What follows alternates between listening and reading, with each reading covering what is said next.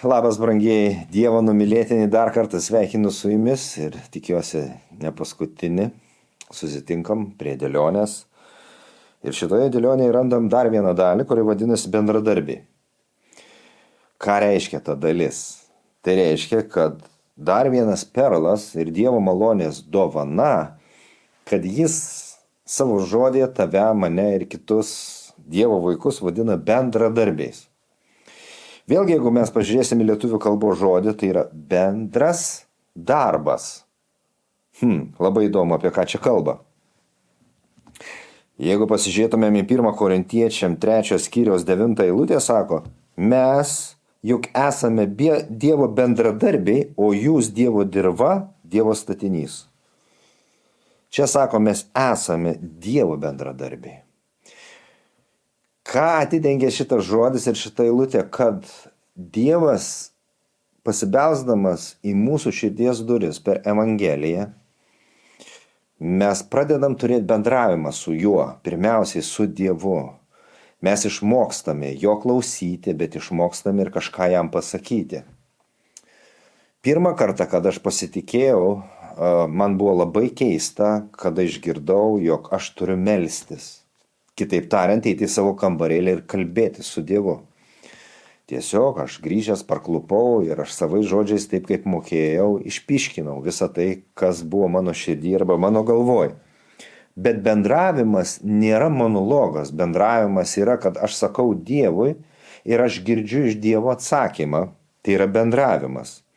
Jis naudoja savo žodį, kuriame yra jo išsakyti lūkesčiai ir pažadai ir daugelis kitų dalykų, kuo jis mus yra apdovanojęs.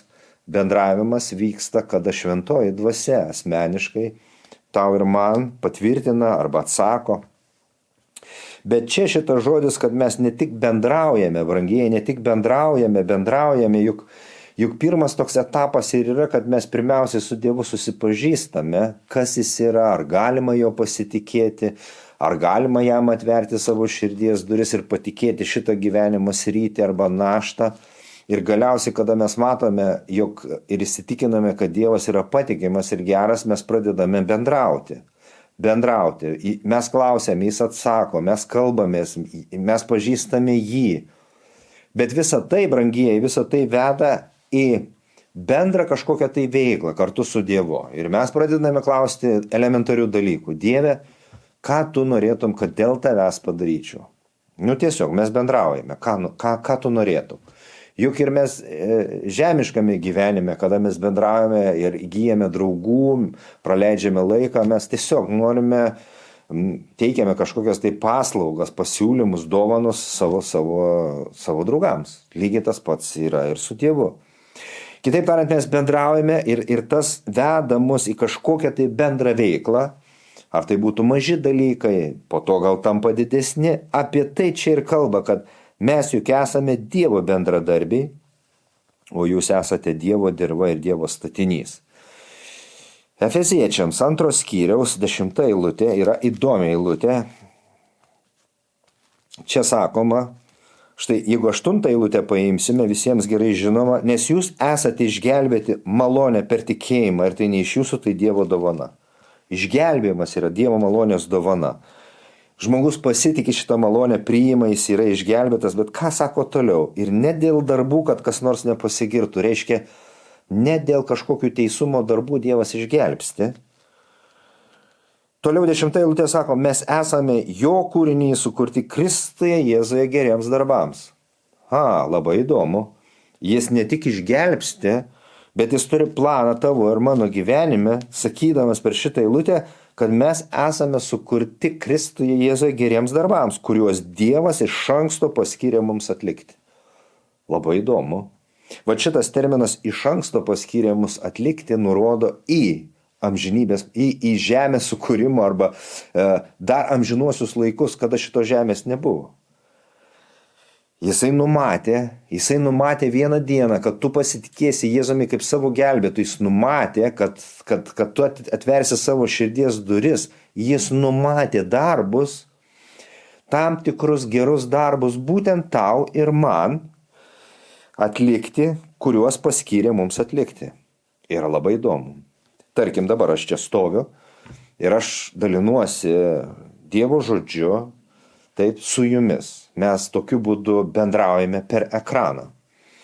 Jo labiau šitoje auditorijoje aš esu ne vienas, nes už kameros sėdi Dievo vyras, brolis, su kuriuo mes turim bendravimą. Turėjom ir turim bendravimą, bet visas šitas filmavimas yra bendras darbas, bendradarbiavimas, dėl ko Dievo karalystėje, dėl ko? Dėl jūsų, kad pasidalinti visu tuo su jumis. Mes bendradarbiaujame su tikslu pasidalinti su jumis. Taigi, o šita eilutė Efeziečiams 2 skyrius mums parodo, kad reiškia Dievas turėjo sumanimą amžinybėje, kad sudėlio situacijas ir žmonės, kad tu priimtum Jėzų kaip savo gelbėtoją. Ir jisai turi antrą sumanimą, tuos darbus, kuriuos jis numatęs atlikti per tave.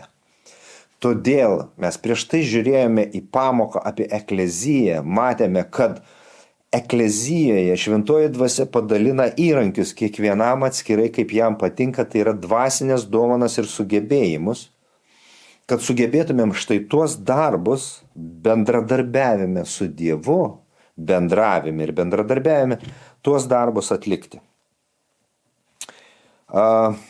Efeziečiams 4 skyrius 12 eilutė toliau mums sako ir atidengia platesnį, iš čia sako, jis paskyrė bažnyčiai vienus apaštalais, kitus pranašais, evangelistais, ganytojais ir mokytojais, kokiam tikslui, kad išlavintų šventuosius tarnavimo darbui Kristaus kūno ugdymui.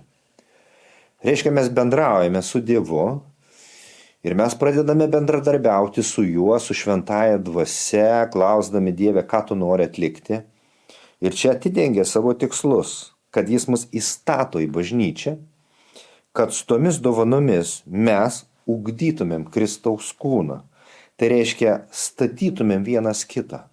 Ir kada mes susirenkame, kada mes susitinkame su kitu broliu arba seserim, mes patarnaujame įvairiais būdais vieni kitiems, ne tam, kad griauti, ne, tam, kad statyti, tam, kad jis augtų malonėje, augtų pažinime, augtų meilėje. Ir keliaujame dar vieną rašto eilutę, Kolosiečiams 1 skyriaus 7 eilutė sako, kaip tai yra pritaikoma, jūs galite Naujam testamente rasti labai nemažai nuorodų, kur apaštalas Paulius savo brolius vadina bendradarbiais. To jūs išmokote iš mūsų mylimojo bendradarbio Epafro, kuris jums yra ištikimas Kristaus tarnas. Tai reiškia, bendradarbiavimas ir tarnavimas yra kaip ir sinonimai. Bet čia sako, kad jūs to išmokote iš mylimojo bendradarbio Epafro. Reiškia, Epafroditas buvo tas ištikimas brolis, kuris bendradarbiaudamas su Dievu buvo geras bendradarbis ir tarnas Kolosų bažnyčios tikintiesiems. Bendradarbis.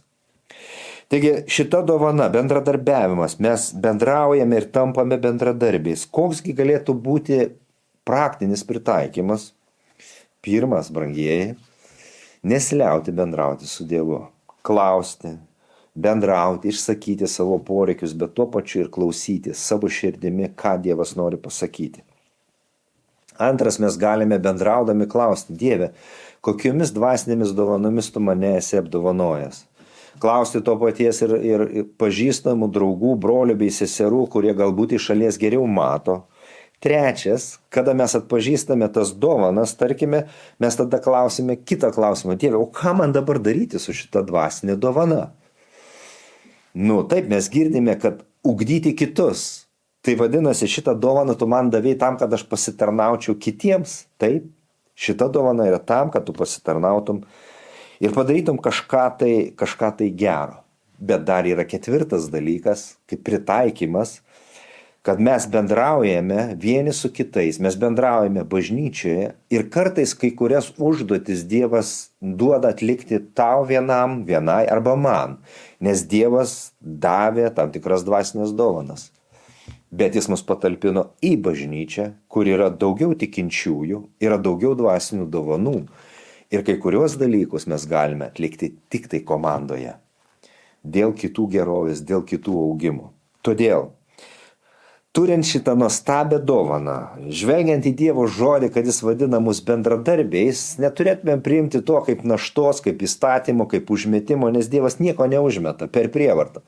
Jis tiesiog bendrauja su mumis ir klausia, ar tu norėtum dėl, tarkim, to žmogaus padaryti vieną ir kitą dalyką, ir kada jis klausia su tokiu lengvumu ir tokia malonė, kad mums tiesiog malonu ir mes pasiduodame šventosios dvasios vedimui, nes tai neša džiaugsmą, tai neša meilę ir pasidalinimą. Ir mes sakome, be abejo, aišku, noriu aš pasidalinti ir noriu pasitarnauti tam žmogui, nes tai yra malonė. Tai netgi mane patį įkvėpia ir pripildo šventosios dvasios eiti Dieve ir daryti gerus darbus, kuriuos esi numatęs.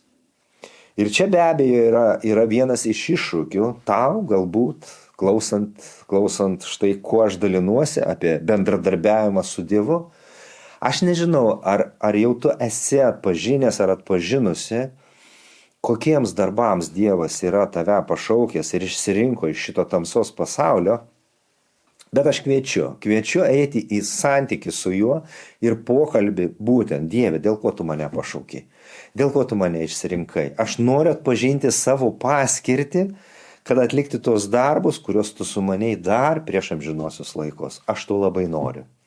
Todėl, broli, sesė, arba kas bebūtum ir kas beklausytum, aš laiminu tave, kad šita dovana paliestų tavo širdį, pirmiausiai įsileidžiant Jėzui savo gyvenimą, po to pradedant bendrauti su šventąja dvasia ir galiausiai atpažįstant tą nuostabų gyvenimą, bendradarbiavimo kartu su Dievu ir vieni su kitais. Todėl aš laiminu tave, jeigu šitas žodis ir šita dėlionė, kurią ką tik pasidalinau, atnešė naudą ir statydinimą tau. Jeigu tai praplėtė didesnį matymą, ko Dievas nori iš tavęs asmeniškai. Ir jeigu tai paskatina tave eiti į santykį su juo, į bendravimą, galiausiai į bendradarbiavimą.